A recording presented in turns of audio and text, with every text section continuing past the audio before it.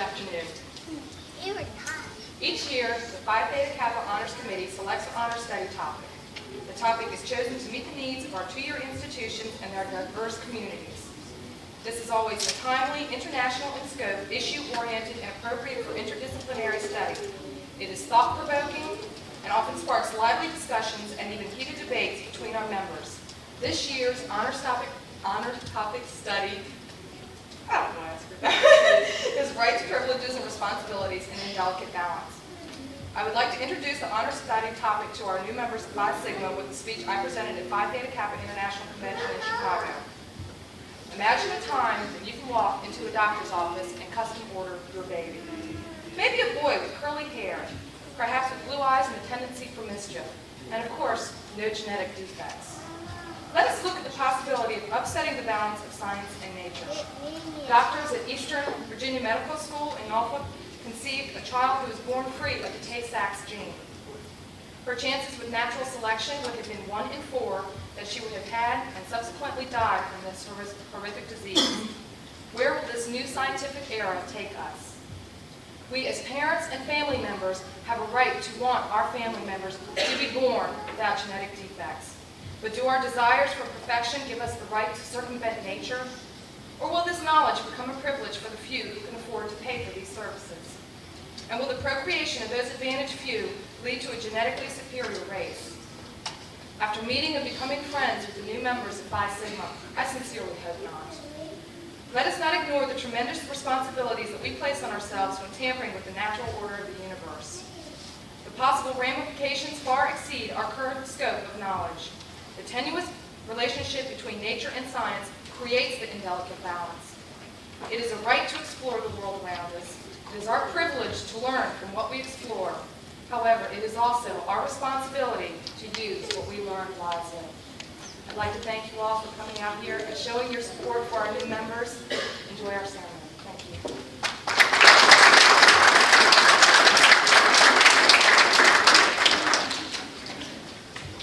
Next, I'd like to introduce the very foundation of the Student Activities Program at Thomas Nelson Community College. Without her undying support of our organization, we surely could not have made it as far as we did this year. So without further ado, I'd like to introduce the Dean of Student Services, Dr. Rennie Wolf.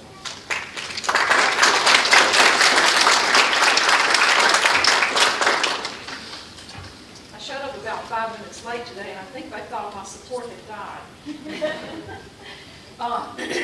It's very interesting having been given the same honors topic to speak on and come in to find that an international candidate is speaking before you on the same topic. It's kind of scary when you know you're going to follow a student and you wonder whether or not you'll be able to hold up the same quality standards. In the time that I've served as Dean of Student Services at the college, I found that we can learn a great deal from anatomy, especially the study of the skeletal system. I think this is true because people are so much like bones. Some folks are tailbones. They sit around a lot, and they're always behind in everything that they do. Many people are funny bones. The moment you come near them, they get touchy because they're hurt so easily. Others are jawbones. They certainly manage to talk and talk and talk, and they can tell you exactly what's wrong with everything. But they're not too hot on really doing anything about it. Still others are wishbones. They wish they could help out, but somehow they never get around to it. And finally, then, thank goodness, there are the backbones. Strong and untiring, they work to support the entire body. Without them, the structure would fall apart. What a delight it is to be working with an organization that is so full of backbones. I understand that the honors topic study for topic is rights, privileges, and responsibilities, an indelicate balance. I immediately asked myself when I heard this topic why it was not a delicate balance. And I decided that the topic was very appropriately named, and it was designed to raise exactly that question. A delicate balance is at least a balance. An indelicate balance shows you that it is only with great difficulty balance is maintained. Examining the topic of rights, privileges, and responsibilities, I would certainly agree that maintaining the balance between responsibilities and rights and privileges is quite difficult. When I started to prepare for this presentation, I pulled out some of the news articles that come to us from an element called the School Law newsletter, because I figured the law would certainly be examining what the rights are of individuals. And these were some of the topics that were in the law today related to school issues. The right to wear Levi's and tie-less shirt is okay in West Virginia schools. Male professor seeks the right to have sex with his female students. Father challenges the right to distribute religious literature. West Virginia University Medical School faculty member wins the right to moonlight. Those are some of the things that people think it's worth going to court over nowadays. In my job, I deal with a great deal of rights, privileges, and responsibilities on a daily basis, and I think I understand the difference. I am, however, often called upon to remind others of the definitions of each of these. So I'd like for you to think with me a minute about what the definitions of these three words are. Rights. Rights is defined as qualities that together constitute the ideal of moral propriety or merit moral approval. Another definition that is given is something to which one has a just claim. For example, you have the right to wear the insignia of Phi Theta Kappa because you've met all the requirements and you've been inducted into the Phi Sigma chapter. Privileges. Privileges are slightly different. A privilege is defined as an amenity granted as a particular benefit, advantage, or favor. A privilege may be attached to a particular position, office, or club. When you felt particularly privileged, it was usually because you belonged to a group, a club, or an organization that afforded you certain benefits that others didn't have. For example, you have the privilege of attending events that are sponsored by PTK because you are a member of the organization. And finally, responsibility. Responsibility is defined as the quality or state of being responsible. Moral, legal, or mental accountability. For example, as a member of PTK, you are responsible for seeing that Dean Wolf has a good time today. Rights and privileges do not come without responsibilities. I'd like for you to hear that phrase one more time. Rights and privileges do not come without responsibilities. This is a particularly important concept. You, as individuals who have assumed tremendous responsibility throughout your lives, probably understand this concept very clearly.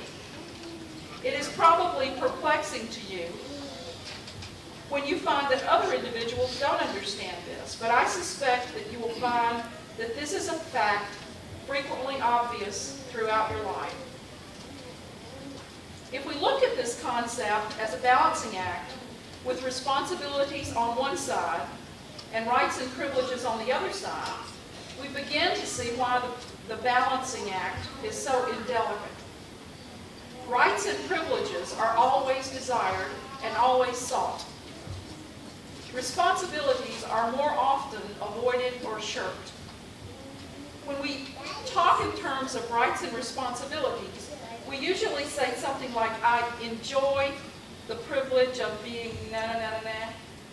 When we talk in terms of rights and responsibilities, we say, I had the responsibility of na-na-na-na. When we talk, the phrase having enjoyed seldom comes with the phrase of responsibilities. And the phrase with responsibilities never seems to come with quite the same enthusiasm as rights and privileges. I'd like for you to think with me today about the responsibilities that you have assumed. Maybe sometime with reluctance, but nevertheless, you assumed a responsibility and you carried it through to completion. I'd like for each of you to stop right now and focus on one responsibility, one that you assumed and you carried all the way through to completion. Maybe it was a commitment to babysit. Maybe it was a Habitat for Humanity project. Whatever. Focus on that event that was important to you, the one that you saw all the way through to completion. How did it feel afterwards? Besides being exhausted, what was the feeling that you had inside? Did you feel satisfied? Did you feel accomplishment? Did you feel proud? Did it help you to know that you could be successful in an area that you had never tried before? And did carrying out of this responsibility open the door to new rights and privileges? I certainly hope so, because I believe this is where the indelicate balance lies. The satisfaction achieved with taking on responsibilities and seeing them through to completion is always greater than the satisfaction achieved from exercising your rights or privileges. I am only afraid that we don't take enough time to revel in this satisfaction. This year, as you become fully involved with Phi Sigma chapter of Phi Theta Kappa, the balance will again be an indelicate balance. You will have many more responsibilities than you will have rights and privileges. But I propose that you will not find that to be an uncomfortable balance. By the end of the year, you will recognize that the responsibilities that you have assumed have given you great pride and satisfaction. I challenge you to plan time with each event to celebrate the satisfaction that comes with assuming responsibility. Rights, privileges, and responsibilities, an indelicate balance. Enjoy it. Thank you.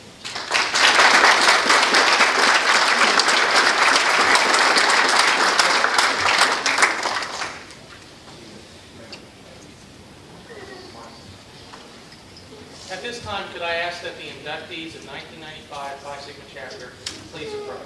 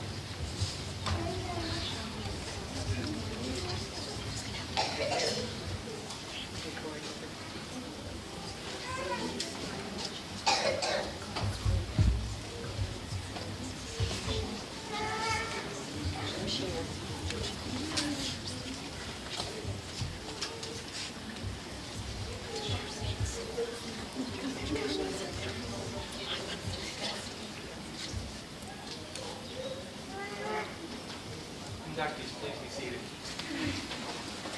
For quite some time, they've been standing out in the back, and I could see the legs moving to and fro, and so I thought it was the only appropriate thing to sit down. Before I continue, I was told at the very beginning of this, Corey, think of this just as a wedding. We started, whatever happens, happens. So please bear with us. This is our first time to hold this event at Mariners Museum, and the reason we had to do so was very simple. The numbers keep growing, and there's very few places that are going to be able to accommodate us. I mentioned to Dr. Bernie Wolf, at this space, we're just going to have to rent out the Hampton Coliseum for the next induction. It's quite the possibility. At this time, I would like to introduce the officers of Phi Sigma 1994 and 1995. Glynis Carell, our Vice President.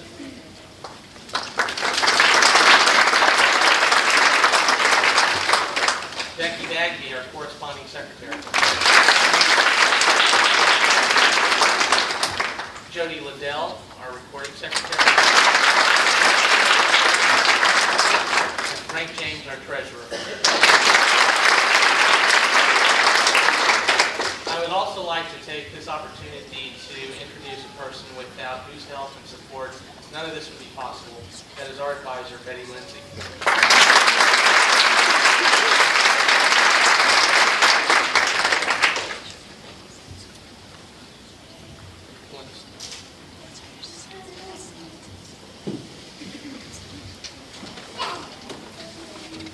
Honored President, our advisor Betty Lindsay, Dean Wolf, and fellow Phi Theta Kappa members, I am pleased to present to you these candidates for members in our society.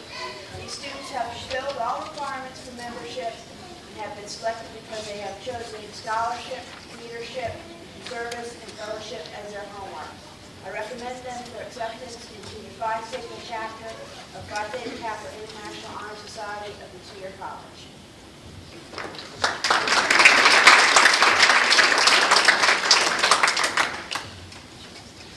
Provisional members of Phi Sigma.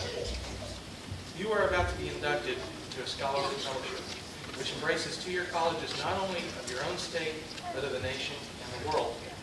This fellowship is Phi Theta Kappa, and your chapter is Phi Sigma. After induction, you will find among the members an atmosphere of scholarship to which you must give of yourself in order that the organization may be meaningful to you. Please hear these words of Sir Francis Bacon. Our ideals may be expressed in this sense. Studies serve for delight, for ornament, and for ability. The chief use of delight is in privateness for retiring, for ornament is in discourse, and for ability is in the judgment and disposition of business. Read not to contradict and confuse, not to believe and take for granted, nor to find talk and discourse, but to weigh and to consider.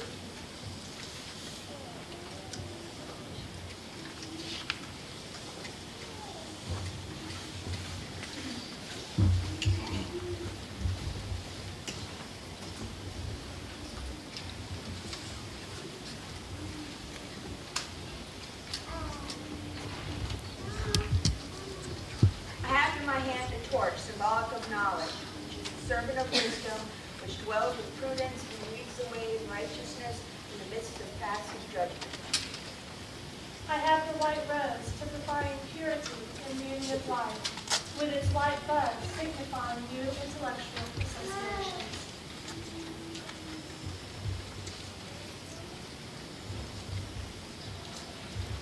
The emblem of Phi Theta Kappa. The emblem consists of a golden slab, keyed at the top and bottom. The golden field, like the escuon of our coat of arms, refers to the golden opportunities that abound on every hand for society folk to evidence their culture and perform good works. Since gold is the most noble of metals, it shall have a further significance to our society, for it shall represent that nobility attained by those who achieve intellectual scholarship. Across the slab you will observe a black band. It represents the three ideals which band us together, and the cultural self-control which is necessary foundation for true wisdom, aspiration, and purity. Shining through the black enamel background are three Greek letters, which are the initials of those three mystic Greek words meaning wisdom, aspiration, and purity. Behind the band is a wreath, on the one side composed of oak leaves, and on the other laurel. The oak leaves stand for stability and strength of character, as symbolized by the sturdy oak. The graceful curling leaves of the laurel signify achievement and success, all attributes for membership in our society. Above the band is the representation of the head of Athena, the goddess of learning. In the base appear the mystic Greek letters meaning light, the light of knowledge and learning, the common ideal for members of Phi Theta Kappa Honor Society. This band stands as a symbol for the high idealism of our organization and membership in our select group. We study the constitution of this organization, the purpose of which is to foster a spirit of devotion and study to scholarly ideals among its members, and whose principles are embodied in the Greek letters which stand for chroniothomos, patrotes, wisdom, aspiration, and purity. Now that the standards and ideals of this organization have been fully revealed to you, you come to complete the pledge which admits you into complete fellowship. Phi Sigmas, repeat after me. I, your name. Do solemnly promise on this, the 29th day of May. See, I need everyone here to keep me straight. To uphold the standards of Phi Theta Kappa. And to make this object an aim foremost in my mind. And I do solemnly pledge allegiance to my fellow members. And promise to aid them in all worthy endeavors.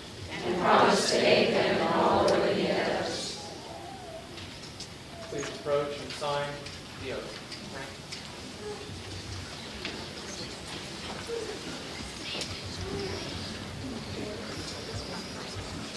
you. Welcome to stand.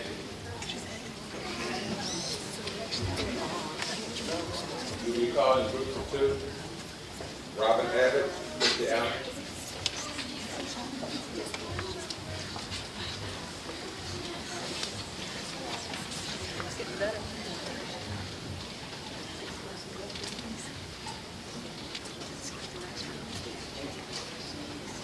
Unchung Art, Rick Garcia.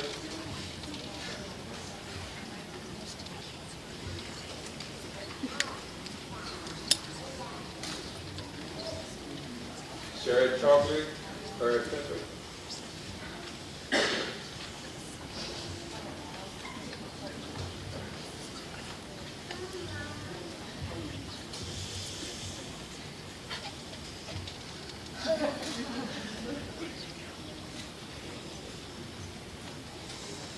Julie Colby, Gabriella Cook.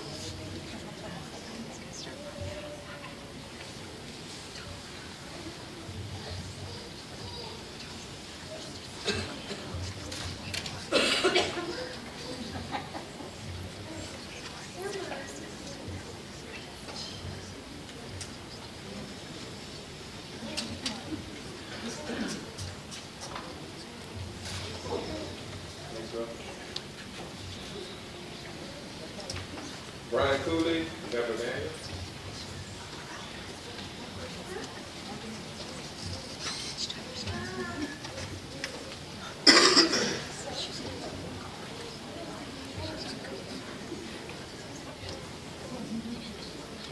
Heather Donahue, Sandra D'Souza.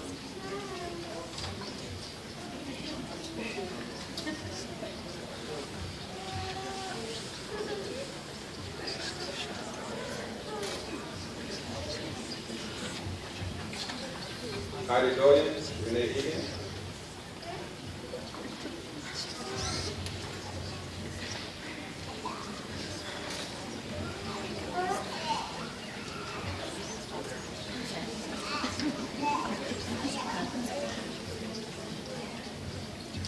Rebecca Elder, Stephanie Adams.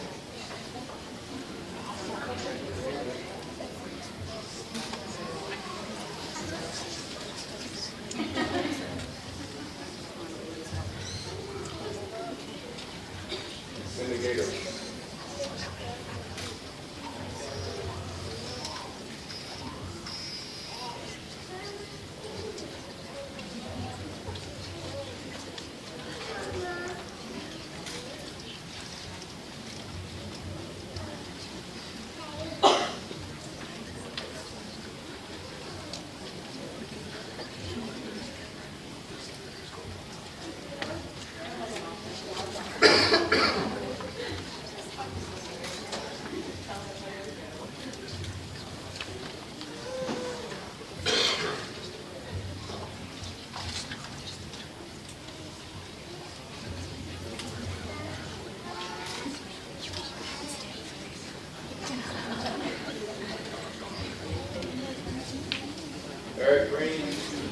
Shirley.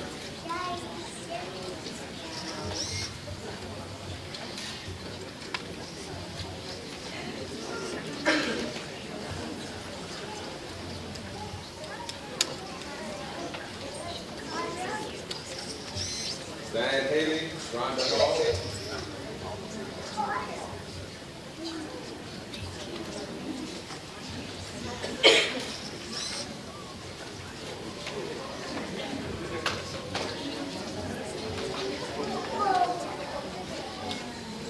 Trish Hedrick, Erica Hess.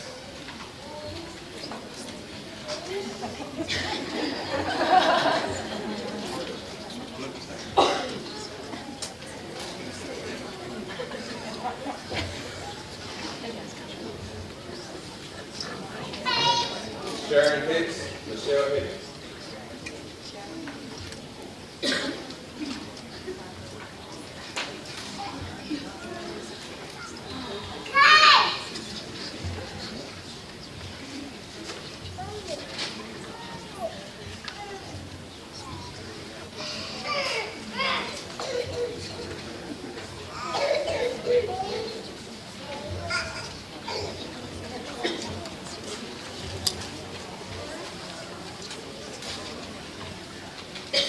Gregory Holt, James Tulin.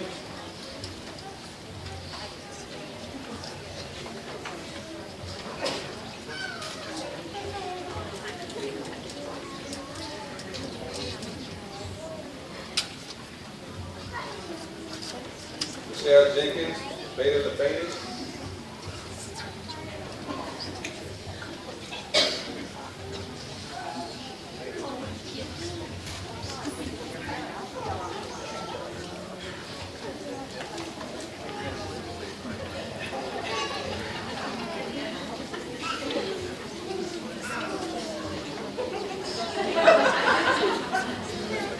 Barb Lawrence, Douglas Knight.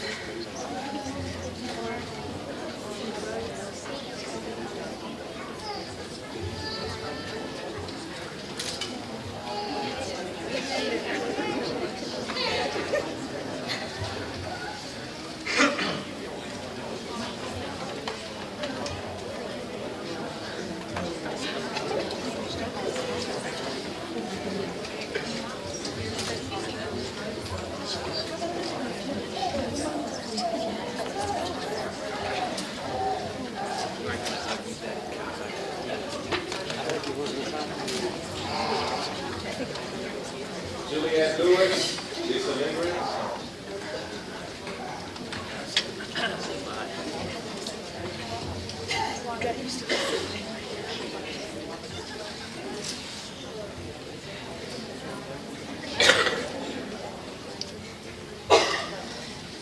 George Lake, Rita Little.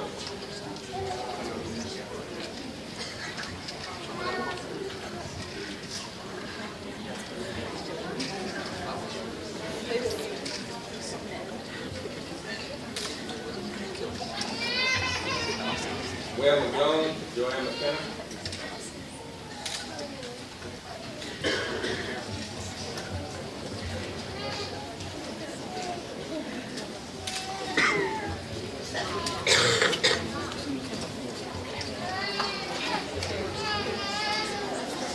Linda Beckett, John Mitchell.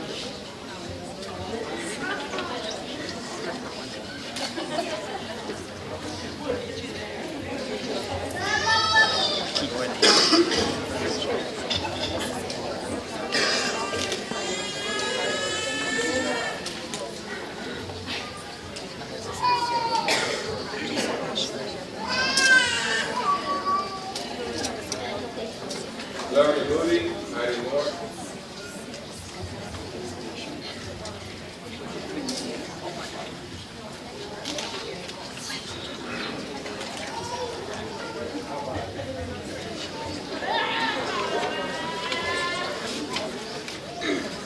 Brandon Perry.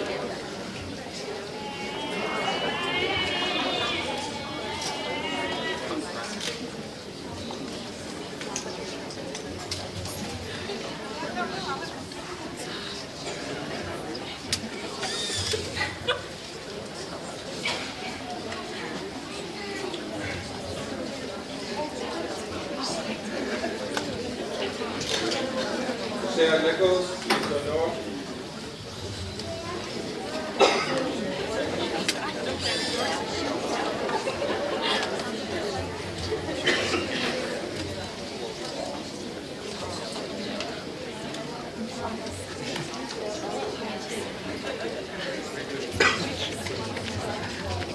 Amanda Phillips, Deborah Proctor.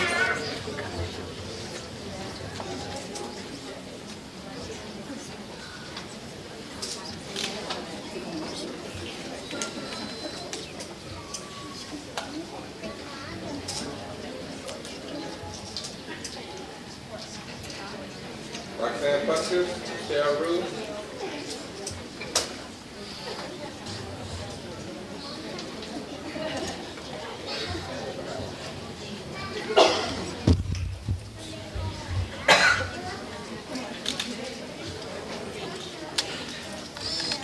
Amy Samplin, Christine Saunders.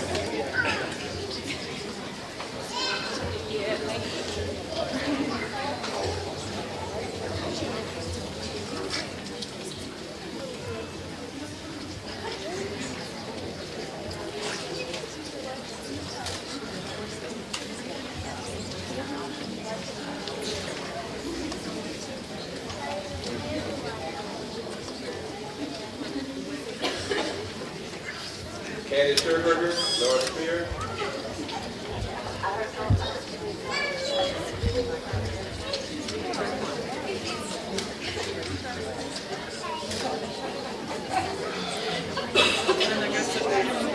Scarlett Seidler.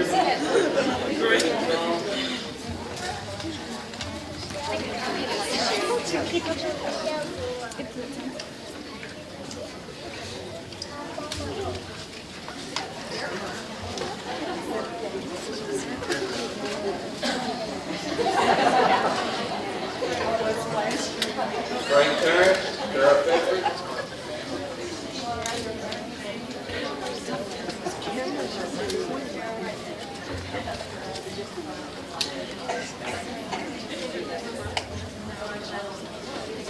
And George Smith.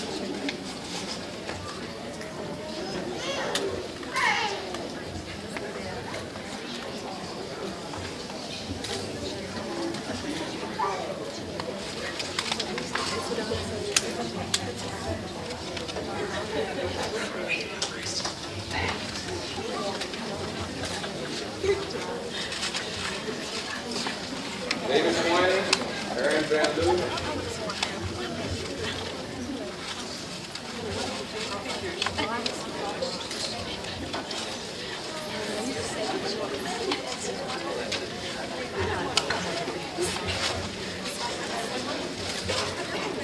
Kelly Webb, Catherine Webb.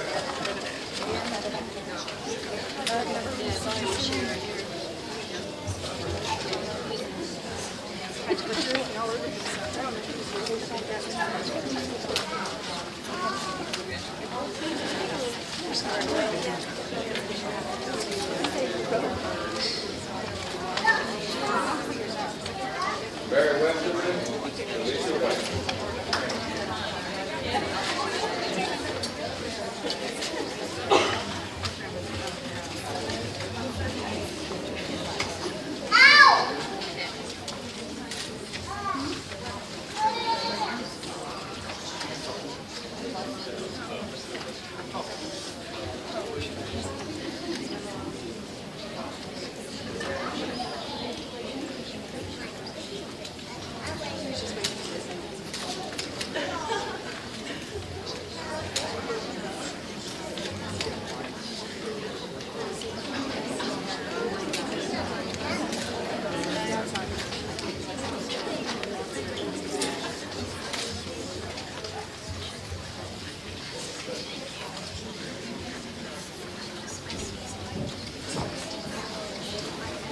This is our 64 new members of Phi Sigma Kappa of Phi Theta Kappa.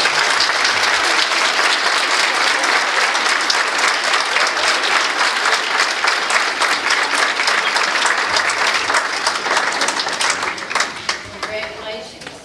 It is my pleasure to welcome you into the Phi Sigma chapter, Phi Theta Kappa International Honor Society. And the lively fellowship of scholarship and awards. I salute you for your accomplishments.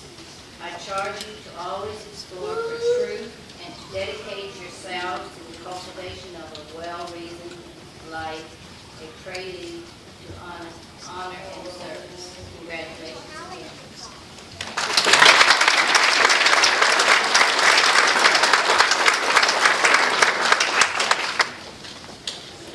I have the honor of making the closing remarks.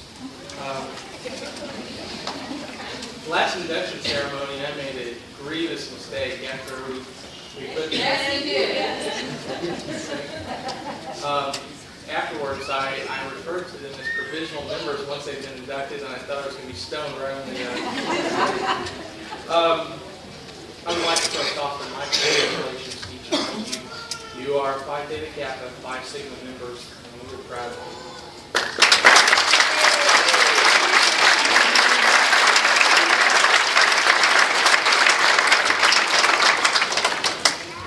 It is so difficult for a great many people to actually know what we as a chapter have gone through, have endured, have started from 11 members at the beginning of this year to 172 members. It has been a phenomenal accomplishment by every one of you. You are Phi Sigma. You are the success of this chapter. And without people like you and without family members backing you and giving their support, we could not have made the accomplishments that we did. At the beginning, I made a statement to each and every one of our provisional members. I said, you are the best chapter in the state. And they were, and we proved it. We went to regionals, and we were declared the most outstanding chapter out of 42 chapters in the Virginia region. I felt honored by that because, first of all, they backed up my statement, which always adds credibility and looks good. But more than that, the members of this chapter said, well, yes, we are the best in the Virginia region, but we are so much more. So we went to internationals, and they proved there that we are not just the best in the Virginia region, but we are among the very best internationally. In fact, ranked 15th out of all 1,200 chapters in the world. That's just phenomenal.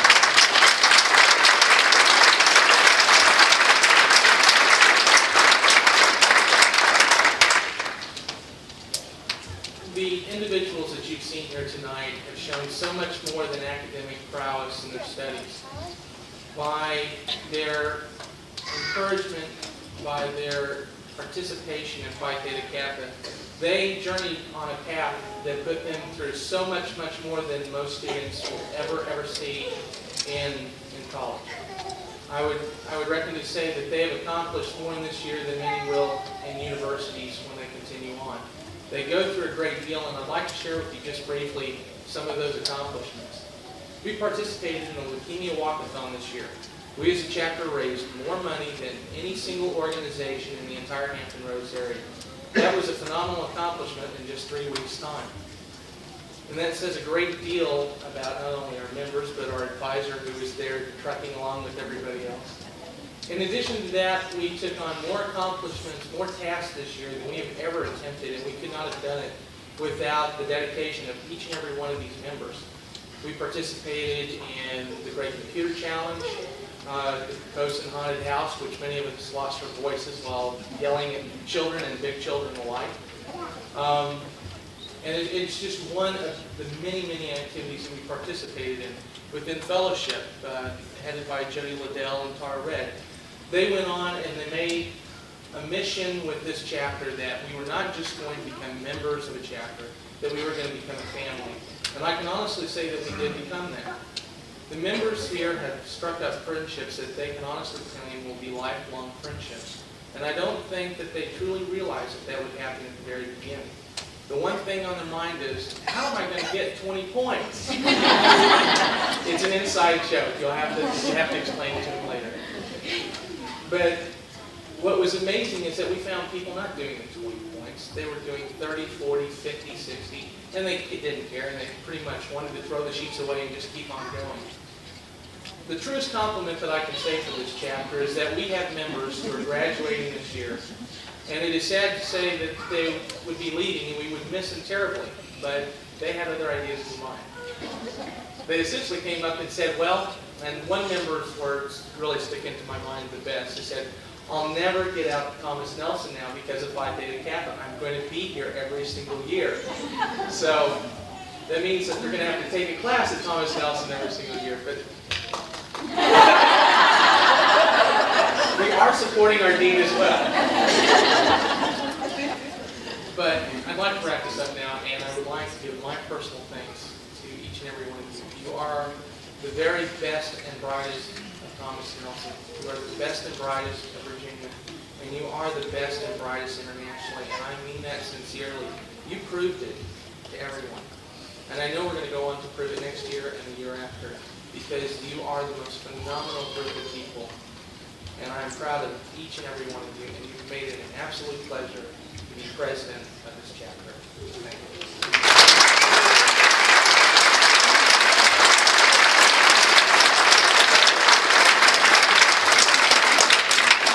Without further ado, I would like to extend the opportunity for you now to enjoy cake and refreshments that have been provided. But before you do, I would like two individuals to please come up and join me. Could I see Michelle Nicholas and Michelle Rubin?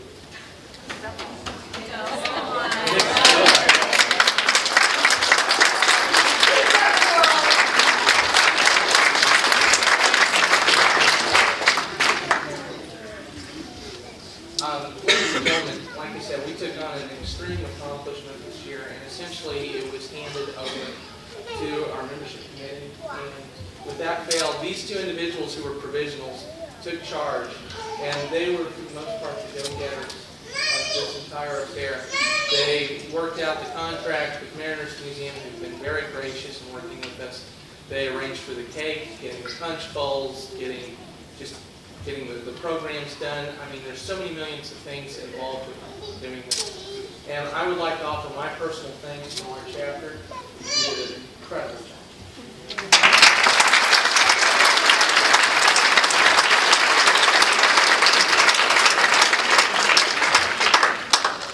Okay, with that in mind, enough of much.